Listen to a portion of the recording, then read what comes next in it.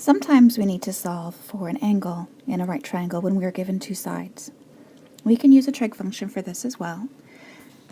And what you do is you do the same process of identifying our sides, knowing where the hypotenuse is based on the right angle, identifying the adjacent and opposite sides, and then identifying which trig function is going to work. In this case, I'm working with a hypotenuse and an adjacent side.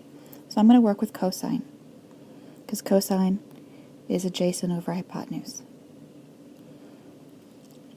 Now, I'm going to write it out as cos of theta equals the adjacent value over the hypotenuse value.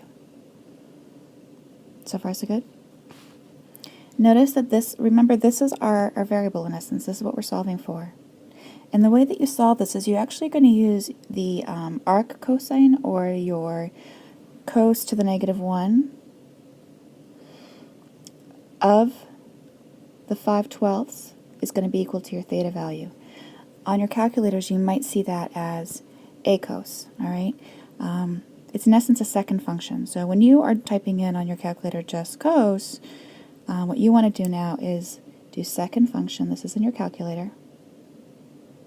Second function, so second cos, and how that might show in your calculator is a cos for arc cosine, or it might just, do second function cos.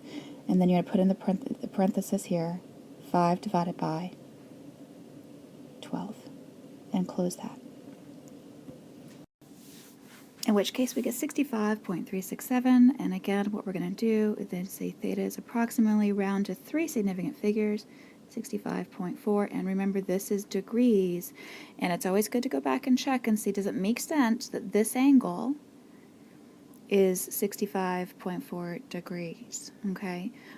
If you calculate the other angle for a second, we take our 90 degrees, which is the remaining degrees in the problem, right, off our 90-degree angle that we start with, subtract the 65.4, you're going to get approximately like 25 degrees here, right? Think about whether that makes sense for this angle here, which is opposite the short side in comparison to this long hypotenuse, and it does make sense. So I can trust that that's probably pretty good and move on.